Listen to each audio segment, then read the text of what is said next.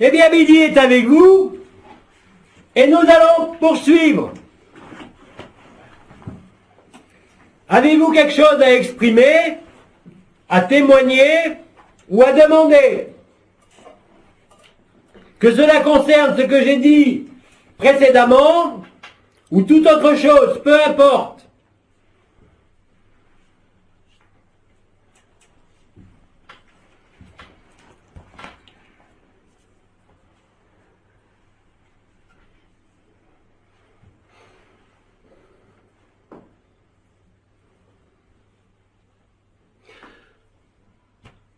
Ce n'est pas une question.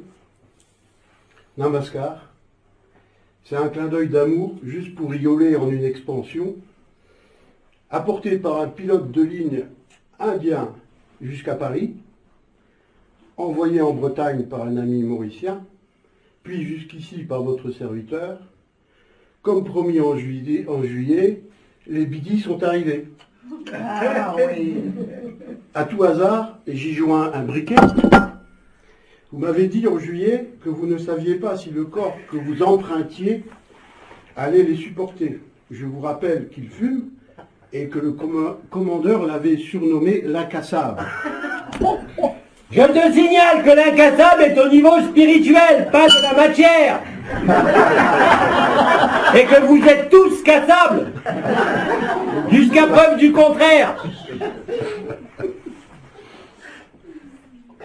Alors, je te remercie pour les midis. Mais de là où je suis, il n'y a plus rien à fumer. Justement, pour en profiter. D'ailleurs, il n'y a aucun orifice pour rentrer quoi que ce soit.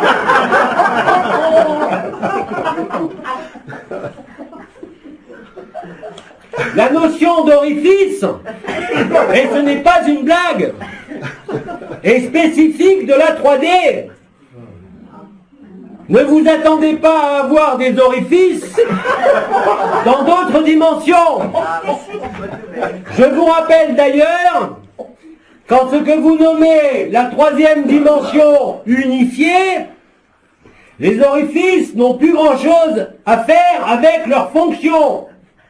Puisque tout se passe par onde, par fréquence, et qu'il n'y a pas de contact physique en aucune manière tel que vous le concevez, vous. Il n'y a plus de tuyaux. Exactement. Il avait été insisté tout au long de ces années sur l'acclimatation en quelque sorte à la forme d'éternité, dont le fonctionnement, bien sûr, et vous le savez, n'a rien à voir avec le fonctionnement des organes tels que nous les avons tous quand nous sommes incarnés sur ce monde. L'orifice, qu'est-ce que c'est? C'est une communication entre l'intérieur et l'extérieur. C'est une porte d'entrée, que cela soit pour les aliments ou pour autre chose, ou de sortie. Cela, tout le monde le sait. Dans les dimensions unifiées, tout est présent. Il n'y a donc rien à rentrer et rien à sortir. Il y a juste la perception pure. Tout y est transparent. Il n'y a rien à garder, il n'y a rien à éliminer, et dans tous les sens du terme. Ce n'est que dans les dimensions que vous nommez les plus denses que ce processus existe. Dès l'instant où les sens spirituels, et vous le vivez ici même, aujourd'hui sur cette terre, sont actifs, ils prennent en quelque sorte le relais sur les sens physiques. Ce que vous avez nommé les étoiles, les 12 étoiles de Marie, ne sont que des potentiels spirituels liés à l'éternité, à votre corps d'éternité et à l'amour. Toutes les perceptions passent par résonance et non pas pénétration au niveau de ce que vous nommez ici même les étoiles. Certains noms vous ont été donnés à l'époque, que ce soit dans le langage original et originel, ou que ce soit dans votre langue. C'est en ce sens que l'acclimatation, surtout pour ceux qui ont pris des incarnations extensives depuis fort longtemps en ce monde, nécessite, je dirais, une forme de réacclimatation. Vous ne passez pas d'un Tata à une voiture de sport. Oui, vous ne savez pas ce que c'est que Tata. C'est une marque, peu importe, de voiture, sommaire. Vous ne passez pas de l'un à l'autre. Les règles de fonctionnement, les réflexes, la fluidité ne sont pas les mêmes. Les fonctions ne sont pas les mêmes non plus. La seule acclimatation possible, c'est pour ça que la dernière fois je vous ai dit que je pouvais parfaitement passer des heures à vous décrire le corps d'éternité, mais que cela ne servait à rien. De la même façon qu'en ce monde, dans l'Occident, ou dans le monde moderne, nous allons dire, nous avons perdu la reliance, c'est-à-dire que nous avons été obligés d'ouvrir, d'aller de plus en plus loin dans l'analyse, en espérant comprendre. Mais ça reste à un niveau sommaire, au même niveau. Sur les autres plans, vous n'avez rien à réguler, rien à contrôler, rien à prévoir. Et là, ça fait une différence majeure, où le fonctionnement de ce corps carboné nécessite effectivement un certain nombre d'entrées et un certain nombre de sorties. Dans les dimensions dites au-delà des mondes carbonés, quand la conscience joue, d'abord elle ne perd pas ce qu'elle est. Le souvenir et la vibrance de l'éternité et de l'absolu sont conscientisés et présents, et les échanges ne se font pas par pénétration ou excrétion. Elles se font uniquement par résonance et transparence. Il est bien évident que quand vous avez l'habitude d'être dans une forme, que celle-ci soit physique ou astrale ne change rien, car vous savez que quand vous mouriez dans les temps antérieurs, vous étiez arrêté au niveau de l'astral, donc dans un corps astral, et vous récupérez les bagages à chaque fois que vous vous incarnez, sans même parler de karma.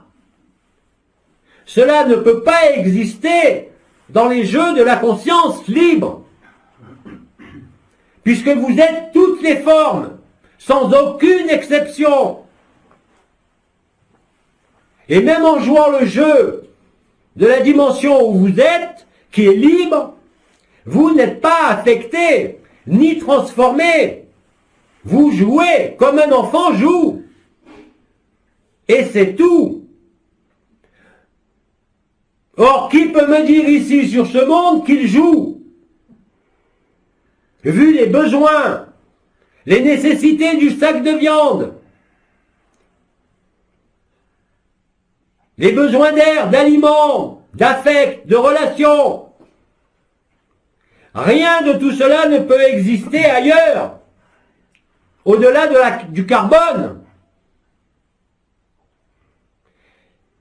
Et rappelez-vous qu'à l'heure actuelle, et je l'ai redit encore dans ces nouveaux entretiens,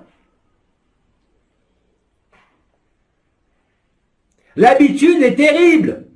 Et d'ailleurs, nous vous avons parlé les uns et les autres des habitudes comportementales. Ces habitudes comportementales sont directement issues de l'enfermement et des mécanismes d'action-réaction de ce monde. L'action-réaction ne veut strictement rien dire ailleurs qu'ici. Tout se fait naturellement. De la même façon qu'aujourd'hui, par la grâce du cube métatronique et de la résurrection, vous commencez à percevoir et à vivre la disparition, si ce n'est la disparition complète, des habitudes antérieures, des comportements antérieurs. Vous vous habituez, si je peux dire, à l'éternité, à la conscience nue et à votre corps d'éternité.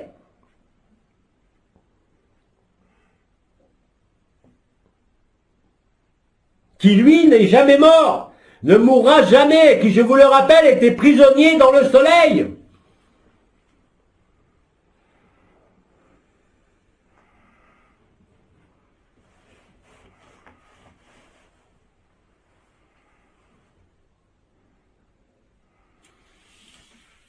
Qui veut continuer?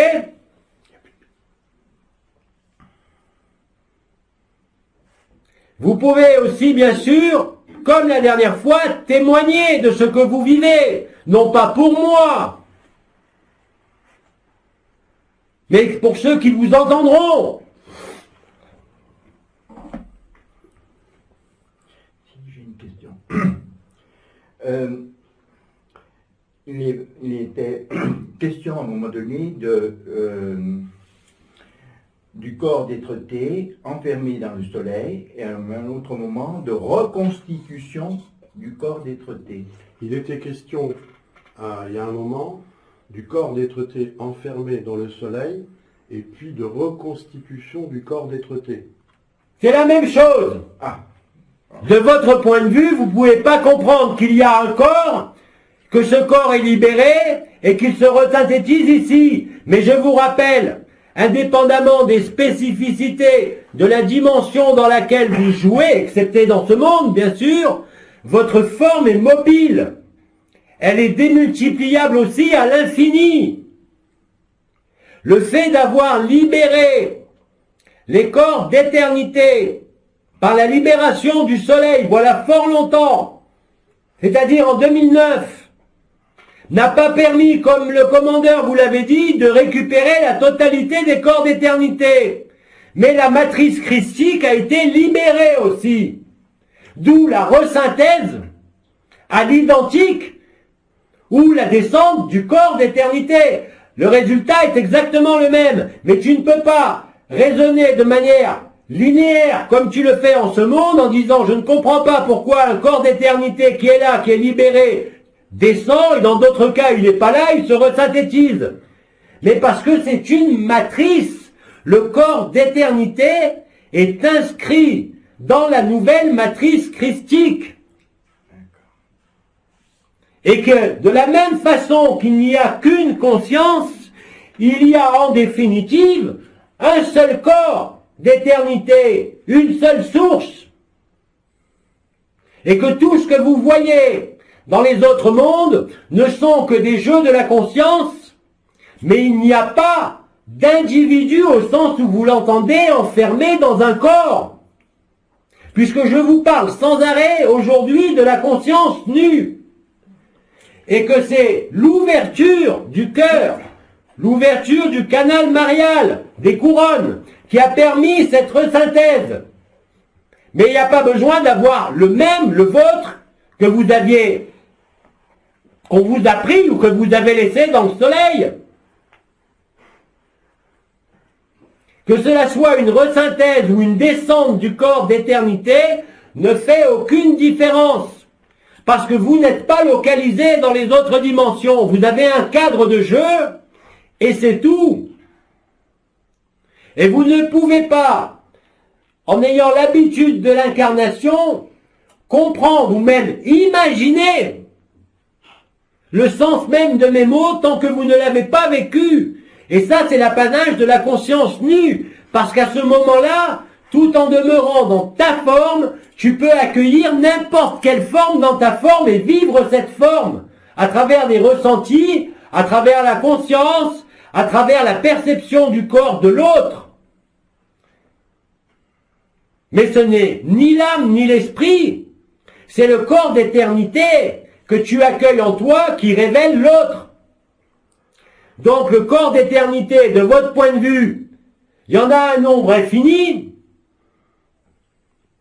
au moins au minimum pour ce monde, correspondant au nombre d'humains âmes présents sur Terre, ça fait des milliards. Mais tous sont issus du même moule. Ils sont tous identiques. Et vous pouvez avoir l'impression, dans la dimension où vous êtes, de voir une multitude, mais derrière cette apparence, il n'y en a qu'un. De même qu'il n'y a qu'une conscience. Croire que vous avez une conscience individuelle, propre, n'existe pas. Ça, c'est une conception qui est liée à un vécu au sein de l'enfermement.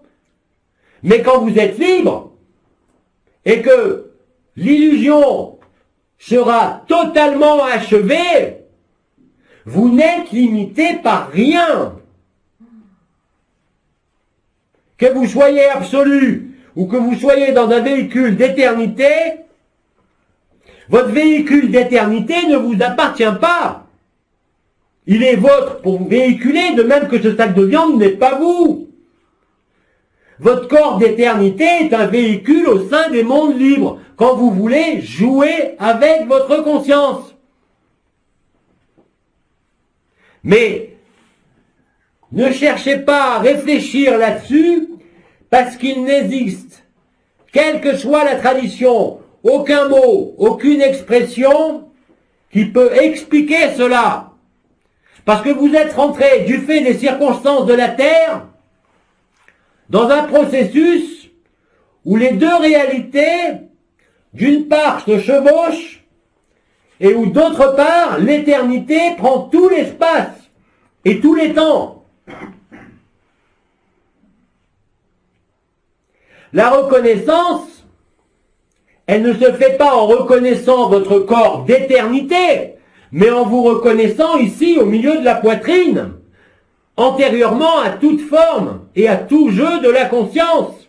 Vous êtes, je le répète, à la source de la conscience, de la vie et de l'amour. Ici, en ce monde, vous pourriez parler d'un cauchemar d'individualité, mais dans les autres mondes, la notion d'individu isolé, coupé, séparé ne peut pas exister. Vous communez d'emblée, en dehors de tout temps, donc dans le même instant, quel que soit le lieu de l'espace, avec toutes les dimensions, avec votre absolu que vous êtes, avec la matrice christique originelle.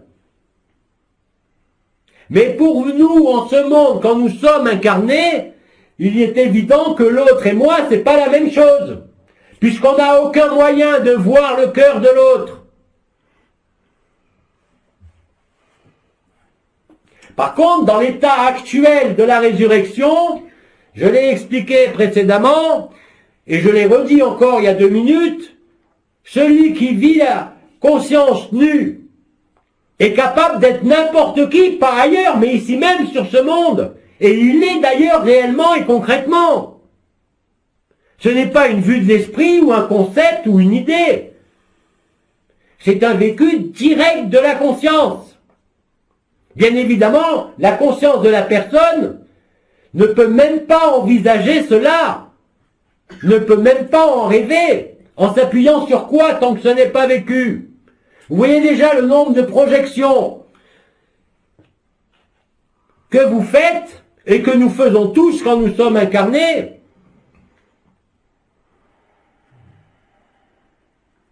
Là, on ne peut rien projeter. Vous ne pouvez rien imaginer. Vous ne pouvez que l'éprouver en le vivant.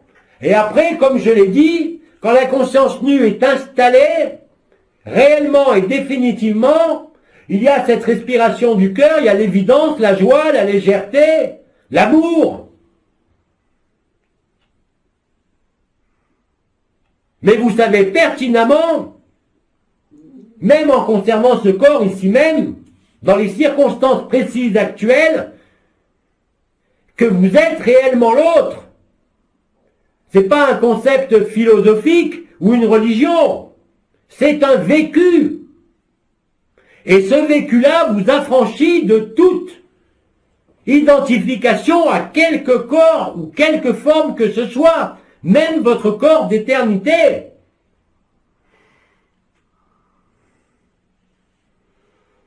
Mais encore une fois, Vous n'avez aucun moyen de le comprendre, ni de l'imaginer. Par contre, si vous le vivez, alors ça devient évident, parce que vous le vivez, même si vous ne savez pas comment cela se produit. Dans les autres dimensions, cela se voit tout de suite, parce que tout est vu.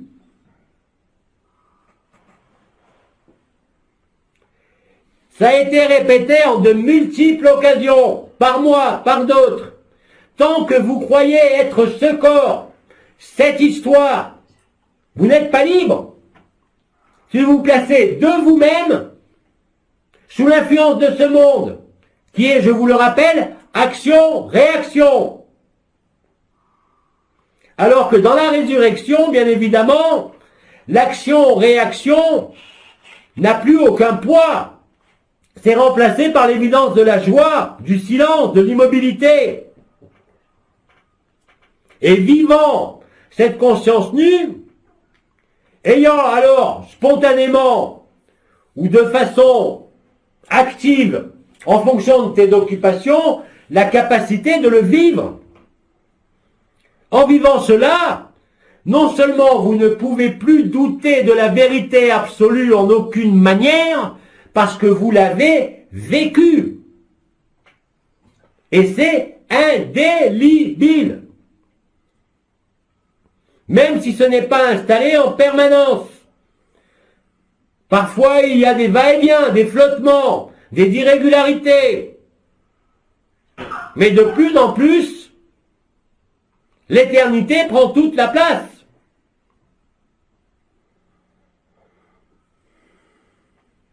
La conscience, ici même, en ce monde, est liée, vous le savez, formellement au corps, à tel point que pour la plupart de l'humanité, des humains âmes, quel que soit le milieu, quelle que soit la religion, quelle que soit la démarche dite spirituelle, vous êtes toujours affecté par ces mêmes limites et par le non-vécu de la vérité. Aujourd'hui, la vérité n'a pas à être cherchée, elle est venue jusqu'à vous. Elle est là. Et quand nous vous avons dit les uns et les autres, et le commandeur a beaucoup insisté sur cela, dès l'instant où vous vous tournez sur le cœur, toutes ces illusions de ce monde disparaissent. Alors pas par un coup de baguette magique, mais rapidement, parce que ce sont les circonstances collectives qui permettent cela au sein des cycles cosmiques. Donc, cette question ne te sert à rien, parce que dès l'instant où tu vis, non pas en médiumnité ou en intuition, mais réellement que l'autre est en toi, ou que toi est en l'autre, en totalité, alors quelle conception ou quelle idée peut rendre compte de cela en ce monde? Mais quand c'est vécu, c'est indélébile. Et ça dépasse toute explication. C'est la seule vérité. Alors bien sûr, il y a d'innombrables mouvements spirituels ou même des religions ou des mouvements qui vont vous parler sans arrêt d'unité, d'amour, mais dont les mots, les comportements, les gestes traduisent exactement l'inverse. Ce sont des gens qui vivent dans leur tête. Ils ne vivent pas dans leur cœur. Même s'ils revendiquent le cœur n'a pas à être revendiqué. C'est un état naturel. Donc tant que vous le revendiquez, c'est que vous n'y êtes pas. Sans ça, vous n'avez pas à le revendiquer, c'est naturel. Comme votre radiance d'éternité qui apparaît en ce monde et qui est détectable, que vous le vouliez ou pas.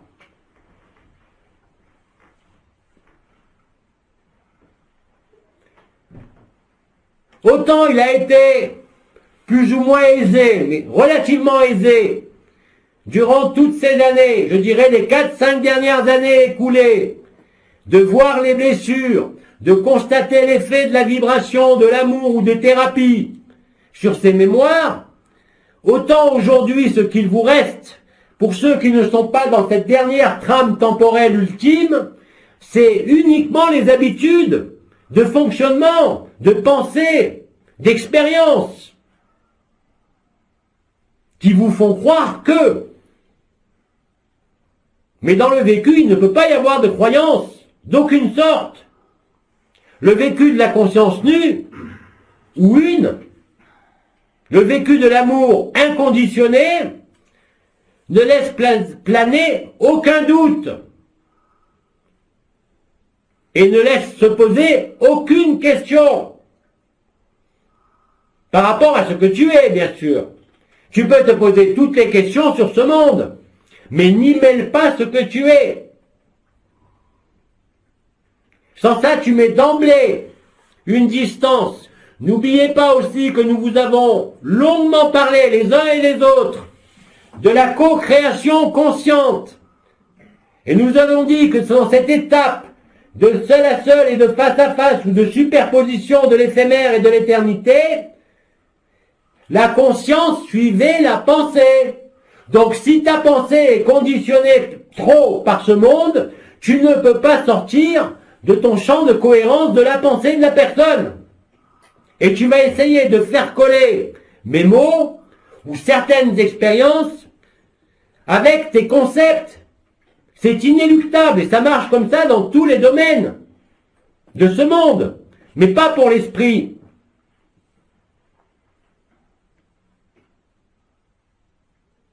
Sans compter qu'en ce monde, vous le savez, entre l'esprit et le corps, il y a l'âme, qui était par l'enfermement attractée vers la matière. Il y a eu ensuite retournement de l'âme, transmutation de l'âme et libération de l'âme au niveau du corps causal, et apparition ou réapparition plutôt de ce que vous êtes, par l'intermédiaire de la matrice christique, par l'intermédiaire de votre propre cœur, où là, intimement, et non pas de manière visible extérieure, encore une fois, ça ne sert à rien d'aller s'enfermer, mais c'est un renoncement intérieur à l'illusion de ce monde. Tant qu'il existe un attrait en ce monde, tant qu'il existe une croyance en une évolution à travers l'incarnation, vous n'auriez jamais été libre s'il n'y avait pas eu l'événement collectif et l'ensemencement de la Terre depuis plus d'une génération par l'intermédiaire du rayonnement de Sirius et de la source et du soleil après. Excepté pour une poignée d'êtres humains.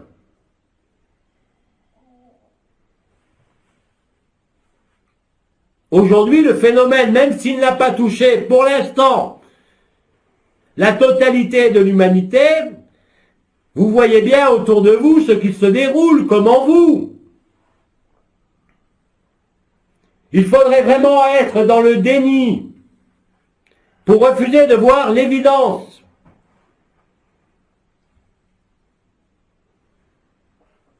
Et il est, je dirais, en quelque sorte, dans la logique de ce monde, que les structures collectives sur lesquelles s'appuie l'humanité, c'est-à-dire là, je ne parle plus de ce que le commandeur avait appelé le système de contrôle du mental humain, mais les habitudes collectives sont un facteur d'enfermement qui ne dépend pas de vous, individuellement, mais qui est l'habitude collective de la Terre.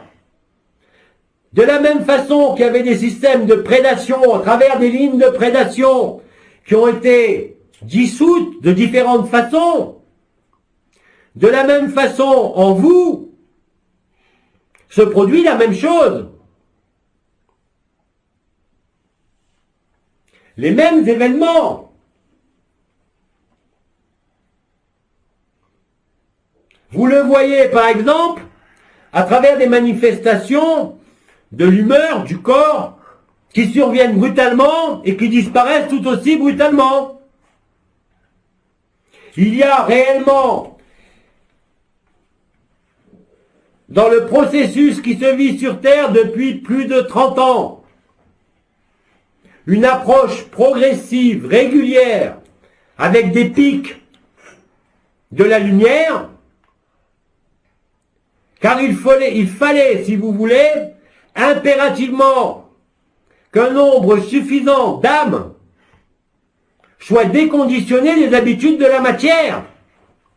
C'est chose faite depuis longtemps. À ce moment-là, l'effusion de l'Esprit Saint, l'impersonnel, le cœur des anges, la matrice christique, tout ça a pu s'incarner de plus en plus profondément dans la terre comme en chacun de vous. Mais la réponse vous appartenait.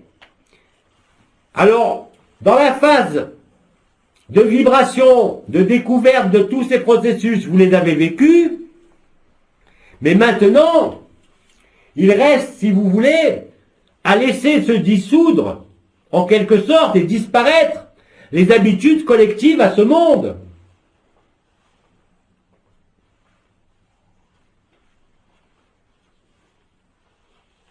Les habitudes commencent à être vues au niveau individuel, mais aussi au niveau collectif. Si vous regardez ce qui se passe dans tous les pays de la planète, il existe des pans entiers de la société qui se réveillent, sans même connaître l'issue, mais simplement, ils voient un peu plus clair. L'espèce de somnambulisme ou d'hypnotisme de la personne est en train de disparaître. Il n'y a rien de pire que une conscience enfermée dans une forme. Rappelez-vous, au-delà des mondes carbonés, il n'y a pas d'âme. L'esprit est conscient en permanence, quelle que soit la forme dans laquelle vous jouez. Ça fait toute la différence. Vous ne pouvez pas prendre d'habitude, vous ne pouvez pas limiter quoi que ce soit, ni être enfermé dans quoi que ce soit.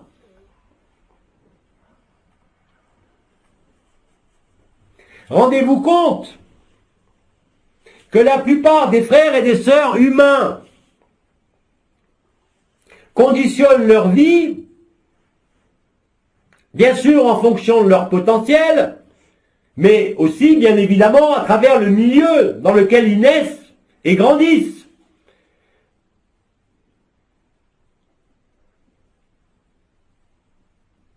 Et que l'éducation consiste à faire rentrer tout un chacun dans le même moule de fonctionnement, à avoir des joies, à avoir des peines, à gagner sa vie, à faire des enfants, à avoir des responsabilités ou pas, de quelque nature que ce soit, au sein du groupe social.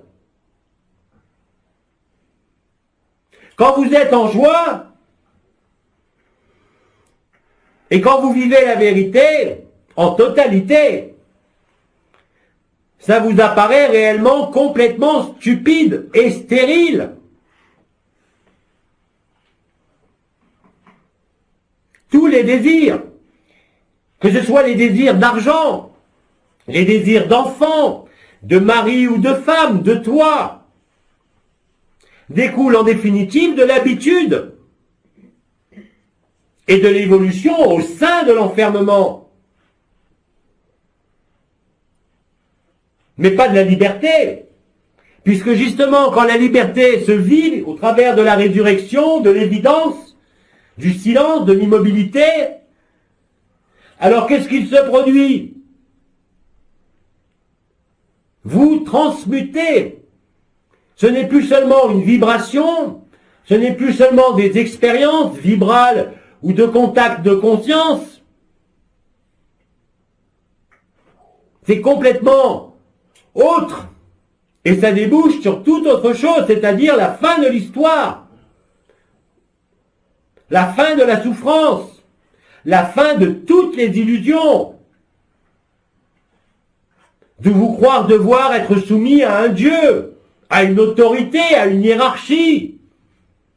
Comment voulez-vous être autonome et libre si vous pensez qu'il y a une autorité, de quelque nature qu'elle soit, extérieure à vous? Et pourtant, dans ce monde incarné, nous passons notre temps à être confrontés aux autorités de l'ancêtre, en tant que parents, de la société. Tout n'est que domination, sans même parler de prédation, d'ascendance, sans même parler de manipulation. Parce que l'être humain ne peut connaître dans l'incarnation et privé de ce qu'il est que la peur, entrecoupée de moments de joie, mais qui dépendent des circonstances, et pas de la vérité.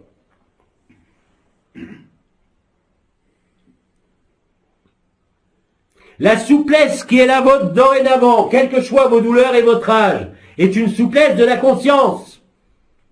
Elle vous permet justement de voir les conditionnements, les habitudes, les règles de la dualité, et de voir que réellement et concrètement, vous n'avez rien à voir avec cela dans ce que vous êtes en vérité.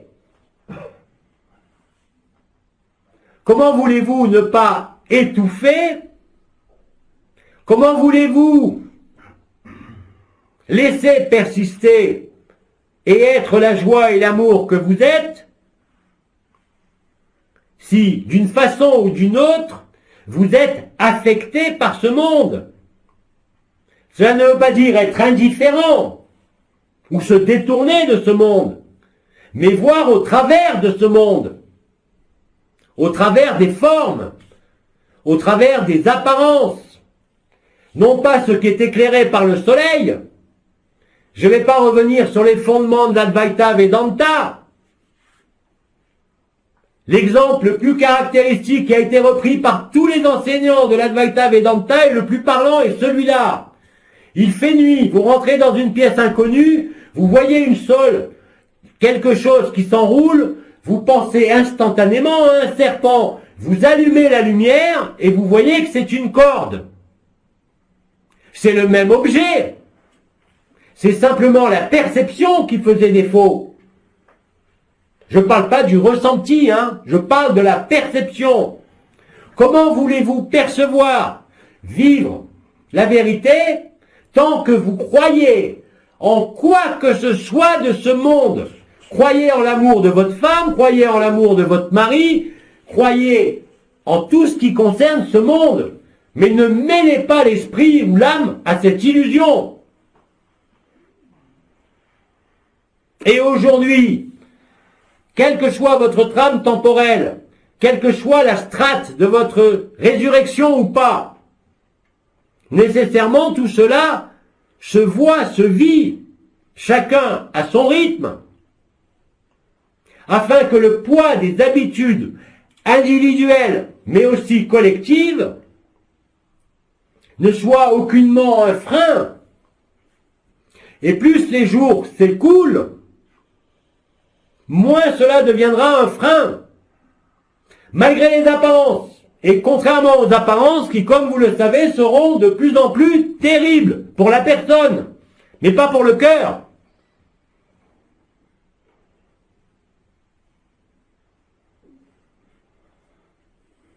Soyez prêts, ça a été dit, pour l'inconnu, pour l'inattendu, afin d'accueillir cet inattendu et de ne pas essayer de le comparer à quelque chose de connu. Cela, je l'ai exprimé très longuement. Le grand avantage que vous avez aujourd'hui, c'est qu'il y a cette conscience nue, cette évidence de l'amour absolu qui est là, présent sur terre, à disposition. Mais comme disait le commandeur, vous devez lâcher le bocal avec les cacahuètes pour vivre ce qu'il y a à vivre. Vous ne pouvez plus dorénavant transiger ou composer. Plus les jours vont passer, plus ça va être l'un ou l'autre, définitivement. Ce qui veut dire que le face-à-face et seul à seul s'est réalisé, et que dorénavant, l'alchimie ou l'éphémère disparaît ou s'éloigne si vous préférez, devient de plus en plus évident pour un nombre de sœurs et de frères toujours plus important. C'est la rupture des habitudes de la société elle-même, du collectif humain. Ce n'est plus le système de contrôle du mental humain. Les lignes de prédation, vous le savez, pour la plupart, ont été nettoyées depuis de nombreuses années. Vous ne trouverez jamais de conditions plus optimales qu'aujourd'hui. Quand je dis aujourd'hui, c'est l'instant présent. Parce que la lumière est là, votre corps d'éternité est là, et comme la conscience suit la pensée, là où vous mettez vos pensées, se réalise là où vous êtes. Si vous pensez uniquement à l'argent, ne venez pas parler de liberté. Si vous ne pensez qu'aux problèmes, si vous ne pensez qu'à l'ombre, vous ne serez jamais libre. Vous serez libérés, vous le savez tous, mais vous serez encore conditionnés par la matière. Sinon, ça aurait été très simple. Il n'y aurait pas eu besoin d'attendre, comme vous l'ont dit, je crois, les anciens, un certain nombre de cycles pour arriver à rompre cet enfermement. Il suffirait de donner le maximum de lumière. Or, donner de la lumière à quelqu'un qui ne sait pas ce que c'est, ou faire vivre l'absolu à quelqu'un qui ne le veut pas, même si c'est ce qu'il est, le rétracte encore plus et le fait descendre encore plus, je dirais, en vibration dans la matière. D'où toutes ces pédagogies et ces stratégies, tous ces jeux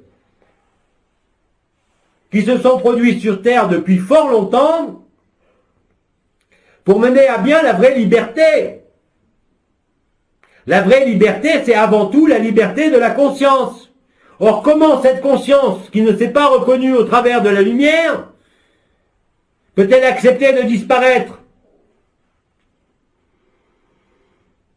Peut-elle accepter que ce qu'elle vit dans cette forme et ce corps n'est pas vrai? Les circonstances aujourd'hui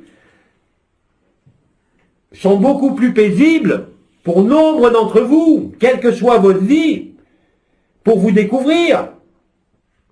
Malgré l'apparence, encore une fois, de chaos, qui, nous vous l'avons toujours dit les uns et les autres, et surtout les anciens, allait croître.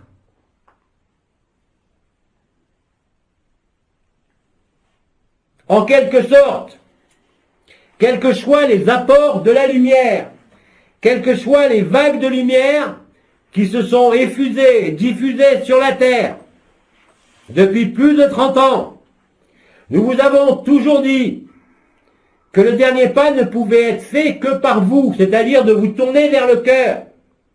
Mais aujourd'hui, il y a une balance aussi à ce niveau-là. Si votre conscience passe la majorité de son temps tournée vers l'extérieur, les obligations de ce monde au détriment de l'éternité qui vous appelle,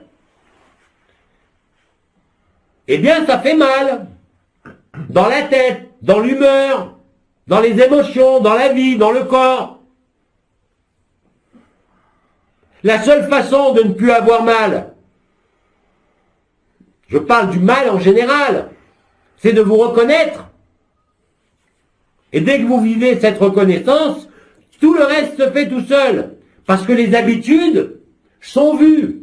Parce que le témoin est magnifié. Vous ne pouvez plus vous identifier à votre mental, mais vous êtes encore identifié à vos habitudes, à la conscience corporelle. Puisque même le ressenti énergétique et vibratoire se fait bien sur le corps, non? Vous ne pouvez pas dire qu'il se fait dans la conscience. Parce que si l'impact de la lumière touchait directement la conscience, mais vous seriez libre tout de suite. Or, la liberté ne s'impose pas, ne se décrète pas. pour la conscience. C'est d'elle-même qu'elle doit accepter. Par contre, vu l'intensité de la lumière, l'intensité de frères et de sœurs en résurrection, cela devient de plus en plus aisé. Ne serait-ce qu'en tournant votre conscience, votre pensée sur l'inconnu, sur le cœur, sur l'amour, mais n'allez pas y mettre des concepts de votre vécu. De l'amour dit inconnu, introuvable. Et à ce moment-là, vous dérivez votre conscience des préoccupations corporelles de la personne ou de la société, parce que votre pensée est centrée sur l'ineffable, sur l'inconnu, sur la béatitude. Or, comme la pensée entraîne la conscience, votre conscience éphémère va être drainée, canalisée vers le cœur, toute seule. Si vous comprenez ce problème de simple tuyauterie et d'équilibre, vous n'avez pas besoin de mots spirituels ou de concepts, même si j'en emploie encore quelques-uns. Si vous saisissez réellement et vivez réellement ce que veut dire aller dans le cœur, en portant votre pensée ou votre poing, peu importe, sur la poitrine, la conscience va suivre. Et là aussi, il y a un équilibre. Plus vous passerez de temps dans le silence et dans l'immobilité, dans l'accueil, ou avec des pensées tournées vers le cœur que vous ne connaissez pas, plus vous avez de chances de le vivre. Mais même si vous vivez la vibration du cœur avec la couronne ascensionnelle et que vous passez votre temps à essayer de construire quelque chose au sein de ce monde, vous vous mentez à vous-même, surtout maintenant. Et ça va être de plus en plus flagrant chaque jour ou chaque semaine si vous en avez le temps. C'est vous qui décidez. Mais comme je l'ai dit, vous ne pourrez plus composer avec les deux. Ça a été les deux par la fusion et le mécanisme du face-à-face. Aujourd'hui, c'est fini. Ou ça va se finir. Pour ceux qui sont sur les autres trames temporelles. Le temps maintenant est, comme je l'ai dit, à laisser l'éternité prendre toute la place. Et vous ne pouvez pas dire, oui, mais j'ai quelque chose à faire. Jusqu'à présent, les injonctions de la lumière vous ont montré depuis 3 mois qu'elles pouvaient littéralement vous empêcher de faire ce que vous aviez à faire selon les lois de la personne ou sociale. Vous arriviez à les faire. Et de plus en plus, vous allez constater que rien dans vos activités ou dans vos faits au sein de ce monde, à quelque niveau que ce soit, si c'est contraire à l'éternité, ne pourront se mener à bien. Cela voudra dire simplement que réellement, là aussi, vous avez accepté la lumière en totalité, sans condition. Donc vous avez accepté le sacrifice de votre personne et la résurrection, même si vous ne la vivez pas encore.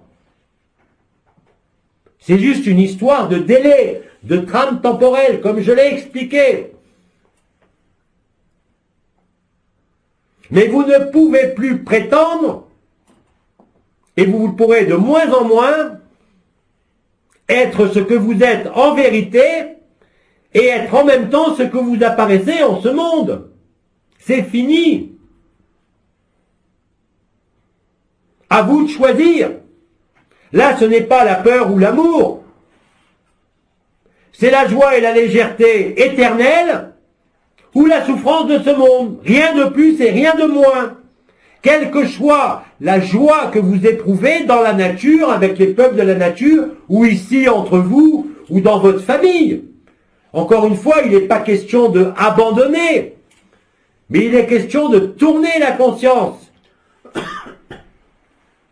et la pensée vers ce que vous êtes, même si vous ne le connaissez pas, plutôt que de nourrir maintenant avec la lumière, puisque les corps d'éternité sont tous là.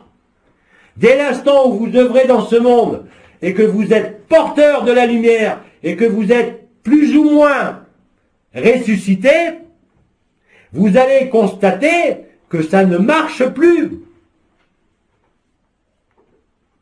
Parce que cela signifie aussi que la lumière ne fonctionne pas de la même façon que fonctionne ce monde.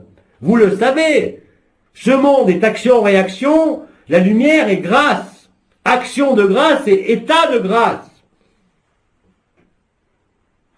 Et celui qui est immergé dans la béatitude de son cœur, comme vous l'ont expliqué certaines étoiles, n'a que faire de ce monde.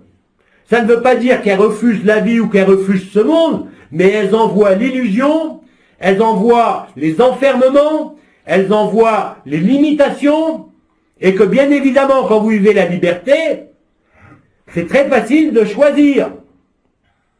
Surtout dans les circonstances collectives actuelles. Donc il n'existera très bientôt aucun alibi pour aucun d'entre vous concernant quelque tâche ou action à mener en ce monde en priorité par rapport à la lumière. Est-ce que la lumière et ce que vous êtes est votre priorité? Et cette priorité doit devenir une exclusivité. Non pas en vous forçant, non pas en montant en vibration, non pas en résolvant quelques problèmes ou quelque habitude que ce soit. L'éclairage suffit. Montez de plus en plus dans cet éclairage et dans la vérité de l'amour, dans la conscience nue, et vous constaterez que chaque jour deviendra un miracle.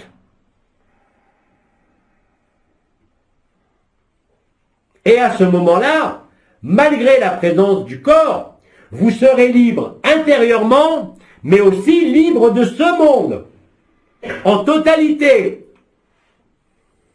Même si quelque part, la personne, par réflexe, peut se dire « Mais si je n'ai pas de toit, je ne suis pas à l'abri. Si je n'ai pas d'argent, je ne peux pas manger. » Mais je vous rappelle ce qu'a dit le Christ. Est-ce que l'oiseau se soucie de ce qu'il va manger demain?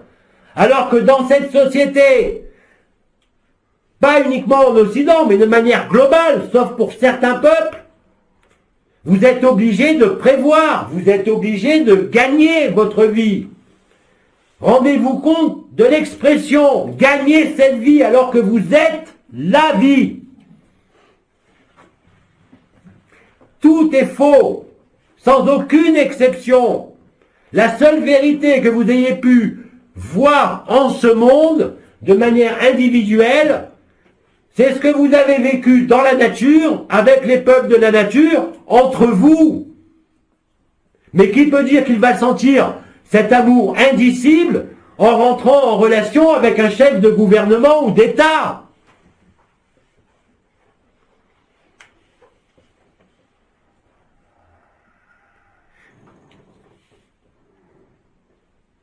Vous allez le voir de plus en plus avec acuité, afin que chacun ne puisse jamais dire, entre l'appel de Marie ou l'événement, si c'est l'événement qui arrive avant, qu'il ne savait pas. Même ceux qui aujourd'hui se sont détournés de la lumière, soit parce qu'ils sont des incroyants, ou qui ne vivent rien, ou qui ne croient qu'à la matière, vivront aussi, vous le savez, au moment de l'appel ou de l'événement, ce qu'est la liberté du serment et de la promesse que vous vivez. À ce moment-là, nul ne pourra dire qu'il ne savait pas.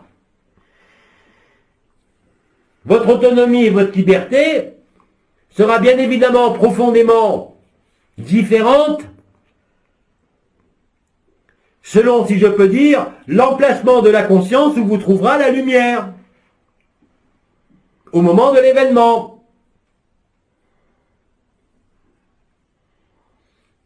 Et qu'il est encore temps de lâcher pour vous-même, hein, je ne parle pas de l'autre. Vous ne pouvez aider personne par rapport à l'absolu, par rapport à la vérité absolue, par rapport à la résurrection. Mais une fois que les portes de la résurrection sont ouvertes,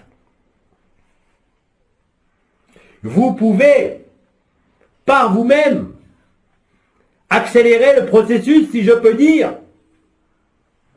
C'est une balance. Combien de temps passez-vous dans la légèreté, dans la liberté, et combien de temps passez-vous dans la personne? Au-delà, bien sûr, des us et coutumes de la personne, se laver, manger. Est-ce que dans vos pensées, il y a encore des pensées autres que la lumière? C'est normal. Mais prennent-elles tout l'espace? Gênent-elles le déploiement de la lumière, de la vérité ou pas? Cela fait toute la différence. Bien évidemment, il ne vous est pas demandé à aucun de vous de faire comme certaines étoiles. Mais néanmoins, la balance de la conscience éphémère et de la conscience éternelle est toujours valable. Ça penche d'un côté ou de l'autre. Et plus ça penchera vers l'éternité, moins vous serez affecté. Parce que là aussi, encore une fois, la joie sans objet et sans sujet prendra réellement tout l'espace de votre conscience.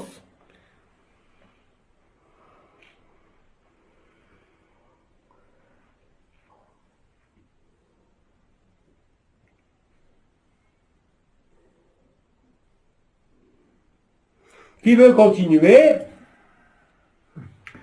Cet hiver et ce printemps, j'ai fait du ski, mais je devais faire un effort pour avoir ma conscience dans mes chaussures, ce qui est plus souhaitable.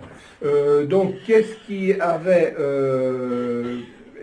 avait du mal à habiter mes chaussures? C'est mon corps d'étreté, ma conscience? Parce que tu penses faire du ski avec ton corps d'éternité, toi? Tu es dans le faire, dans le sport, dans le loisir. Il n'y a aucune éternité à ce moment. Là. Et au contraire, le fait de ne pas avoir habité tes pieds, comme tu dis, ne te prouve pas que tu vieillis ou que tu es handicapé, mais que simplement tu t'es éloigné de ton éternité. Ça ne veut pas dire que tu n'as pas le droit d'aller au ski, mais fais du ski en étant aligné, en ayant d'abord vécu ce qui se passe là.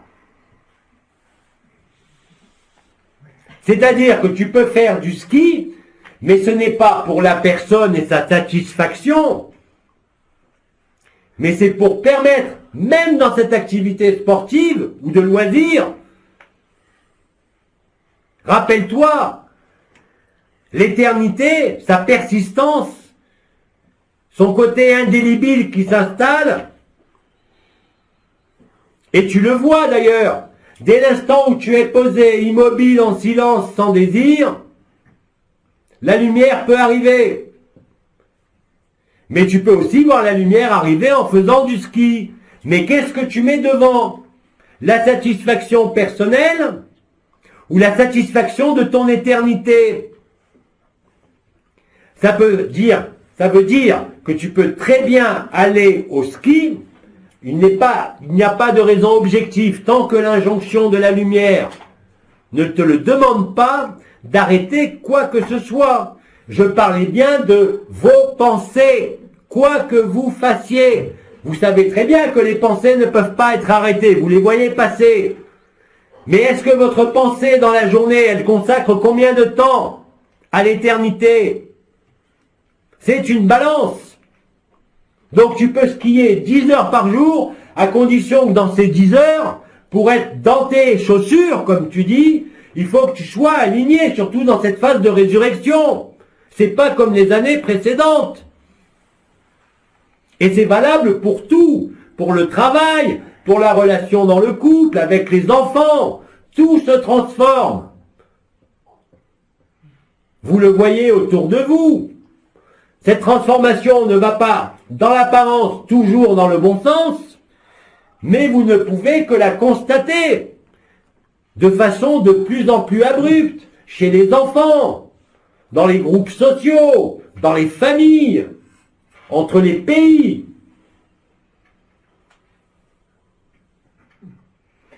Oui, mais j'étais en fusion avec la nature, mais en faisant du ski, j'ai vécu des moments transcendants, mais malgré tout, il fallait que justement je fasse attention à être dans mes chaussures. Alors, à toi d'en tirer les conclusions. Peut-être que c'est exactement l'inverse que ce que je viens de te dire, à savoir que l'injonction de la lumière ne te permet plus de faire cela. Mais il n'y a que toi qui peux tirer cette conclusion. Rappelle-toi quand même que la notion d'immobilité du corps et de silence, je ne dis pas 24 heures sur 24, mais régulièrement, est extrêmement importante. Parce que quand le corps est au repos, réellement, même s'il y a des pensées, c'est pas grave, ce n'est pas une méditation, c'est mettre au repos la conscience corporelle qui permet à la conscience éphémère de laisser la place à la conscience d'éternité. Donc si tu es toujours en mouvement, comment veux-tu faire le silence et l'immobilité du corps au moins? Il me semble que dans le ski, il n'y a pas vraiment d'immobilité. Tu as besoin de ta conscience corporelle, et ce que tu dis est peut-être l'illustration de cela. Tu ne peux pas être en même temps dans tes chaussures, c'est-à-dire en train de faire cette activité et vivre l'éternité. Et ça crée effectivement aujourd'hui un malaise, ce qui n'était pas le cas les années précédentes. Est-ce que je me trompe ? Non, c'était plus difficile cette année. Et pas les années précédentes. Moins. Vous allez le constater pour de plus en plus d'activités. Dans la nature, vous restez couché alors quand on se promène dans la nature. Est-ce qu'il faut s'arrêter ? La nature, c'est fait pour s'y promener, pour percevoir, pour échanger. Ton lit couché, c'est pour être immobile. Je t'ai pas demandé d'être immobile dans la nature. Ben non, mais sur les skis, si. La nature participe du rapprochement de votre éternité. Vous avez vécu, ici et ailleurs, d'innombrables rencontres dans la nature, avec les peuples de la nature. C'était pour affiner la relation à l'amour, à l'éternité, la vôtre. Moi, c'est avec la Pourquoi, neige, d'après toi, est-ce qu'il y a une stase qui était prévue durant 3 jours? Parce que s'il n'y a pas d'immobilité totale du corps, la conscience corporelle, bien sûr, est présente. Or, ce n'est plus la conscience de l'éphémère, à part les habitudes, qui gênent. C'est la conscience corporelle, c'est-à-dire en quelque sorte l'habitude à un corps, qui fait que vous êtes chevillé à ce corps, que vous êtes identifié à ce corps. Je l'avais dit quand j'étais incarné, il n'y a pas de pire obstacle à la liberté que de s'identifier à ce sac de viande. Néanmoins, c'est ton véhicule. Mais parfois, le véhicule, il va à la casse. Parfois, il a besoin d'une révision.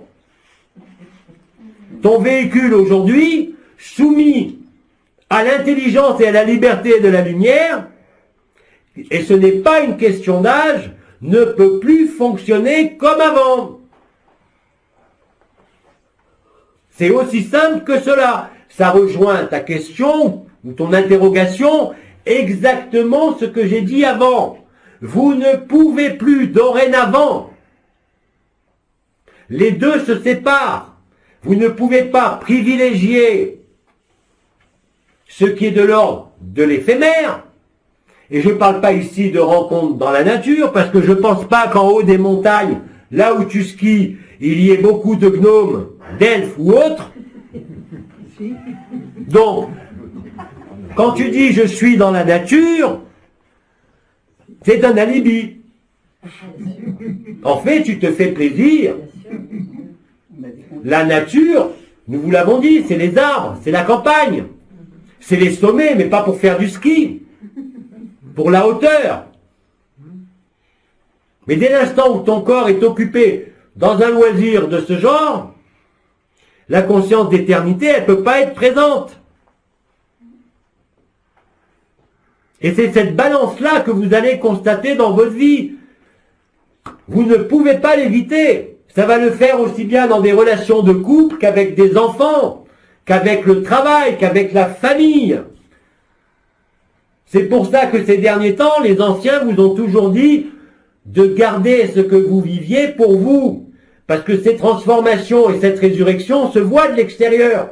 Même si les gens ne sont pas capables de les voir avec les yeux, ils ressentent. Et quand vous êtes inscrit dans la personne et que vous voyez en plus un proche, un enfant, un parent, un supérieur hiérarchique, un ami, qui est dans cet état de liberté, vous le voyez, vous le ressentez même si vous ne sentez pas les énergies. Et c'est très déstabilisant.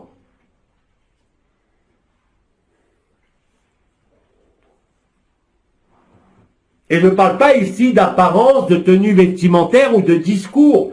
C'est une émanation de l'aura d'éternité qui se fait spontanément. Alors bien sûr que la vie vous demande des réajustements. Elle ne vous demande pas le plus souvent de quitter qui que ce soit ou quoi que ce soit, mais d'être bien lucide sur ce que vous faites. Parce qu'il y a un processus dynamique qui est en cours et tu ne peux pas comparer, par exemple, avec les années précédentes, où tu vas pouvoir à ce moment-là t'interroger et te dire « mais j'ai vieilli, j'ai perdu mon équilibre, ça m'intéresse plus ». Non, c'est rien de tout ça. C'est la conjoncture actuelle, collective et individuelle. Si vous avez l'opportunité de pouvoir demeurer immobile et en plus silencieux, vous verrez les progrès. Mais encore une fois, au-delà des injonctions de la lumière,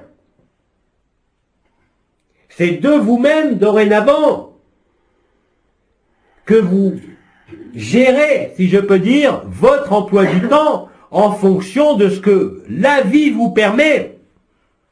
Si vous êtes à la retraite, c'est pour vous idéal. Si vous êtes en pleine activité, c'est aussi idéal. Si vous vous plaignez d'avoir à vous occuper d'enfants ou à gagner votre vie, c'est aussi idéal. Pour vous, trouvez simplement des temps d'immobilité et de silence. Je ne parle même pas de méditation ou de prière, mais d'immobilité réelle et concrète du corps. En l'espace d'une demi-heure, si vous ne vous endormez pas, n'importe qui, à quelque âge que ce soit, est capable, sans le vouloir, par l'immobilité et par le silence, de voir disparaître la conscience corporelle. Ça veut dire quoi? Ça ne veut pas dire que vous êtes parti ailleurs. Ça veut dire que vous ne savez plus, par exemple, où sont vos extrémités, qu'elles soient engourdies ou qu'il n'y ait plus de signal lié à ce qui est nommé la proprioception, c'est-à-dire la perception de soi-même. C'est-à-dire la perception et donc l'identification à ce corps. L'immobilité, le silence vont entraîner bien évidemment une modification de la physiologie des ondes cérébrales et surtout du fonctionnement de votre cœur organe. Or, j'ai bien dit que c'était en arrière de ce cœur organe que le relais était pris par l'esprit et que ça déclenchait la respiration du cœur. Mais si vous n'êtes pas immobile quelques minutes ou quelques heures, selon les cas, par jour, surtout si vous ne vivez rien, si vous ne vivez pas la résurrection, si vous ne vivez pas l'évidence de la joie, de la paix. Par contre, si vous vivez cela, je pense qu'il n'y a aucune difficulté à faire du ski. Sauf si bien sûr les injonctions de la lumière vous démontrent que ce n'est pas possible. Et comme je l'ai dit, ce sentiment d'impossibilité face à certaines situations, à certains êtres, à certaines relations vont devenir de plus en plus forts.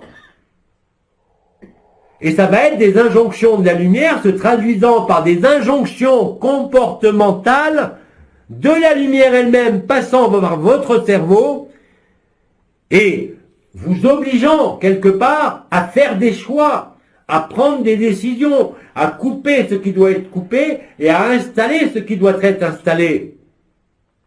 Si vous êtes la vie, vous ne pouvez plus être votre vie. De moins en moins. Mais là aussi, ce sont des choix que vous posez.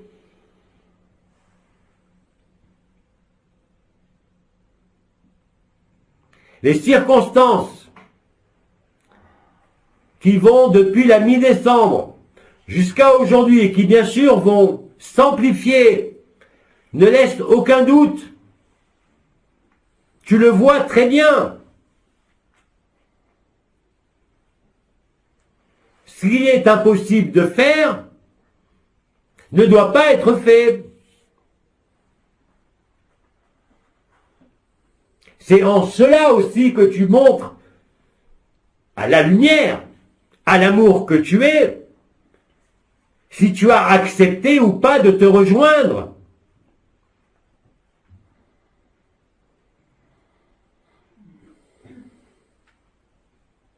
Mais tu ne peux rien emmener d'éphémère.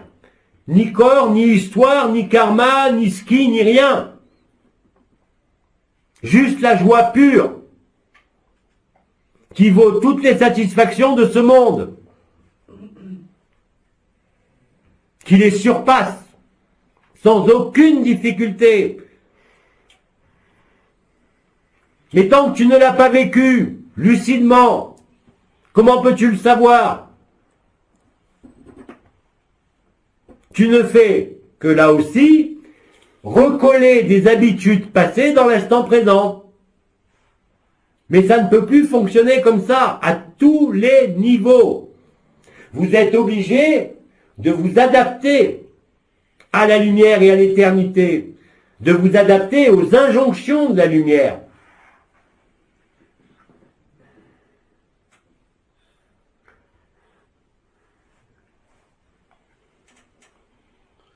C'est bien plus qu'une rencontre maintenant. C'est plus le face-à-face et le seul à seul, même si certains n'ont pas encore commencé à le vivre. Mais pour ceux qui sont le plus à la pointe de la trame temporelle la plus libre, c'est évident. Vous ne pouvez plus mentir. Vous ne pouvez plus tricher. Vous ne pouvez plus trouver d'alibi. Sinon, ça va faire très mal. Surtout pour ceux qui ont vécu les vibrations, les énergies. Ça se résume en une phrase. La conscience et l'énergie suivent la pensée. À quoi sont occupées tes pensées dans une journée? Tu peux très bien prendre une feuille de papier et te passer ta journée en revue et voir, en définitive, combien de temps as-tu passé en éternité? En définitive, quelle est la balance du temps passé en éphémère et en éternité dans une journée? Mahananda, c'était 24 heures sur 24 pendant des années. Vous, il vous suffit d'une demi-heure à 1 heure par jour pour intégrer ce que vous êtes, le laisser émerger et laisser l'éphémère s'éloigner tout seul, afin de revêtir en totalité le corps d'éternité et en totalité la conscience de l'éternité, c'est-à-dire aussi bien l'infinie présence que le témoin magnifié, que l'absolu, que l'amour. Et vous voyez bien en faisant cette balance, si vous vous mentez à vous-même. Là, il n'est pas question d'une spiritualité du bien-être ou de spiritualité d'amélioration ou de mode. Oubliez tout ça. Ce n'est plus possible.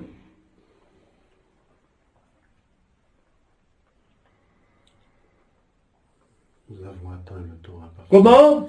Nous avons atteint le temps imparti. Déjà? Déjà. Eh bien, Bidi va vous saluer. Merci. Et Bidi revient ce soir. Ouais. Pour certains, ça sera une fusion en l'éternité.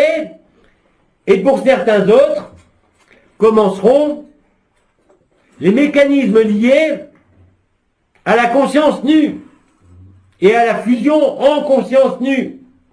Alors je vous dis à tout à l'heure. Merci. Merci. Merci.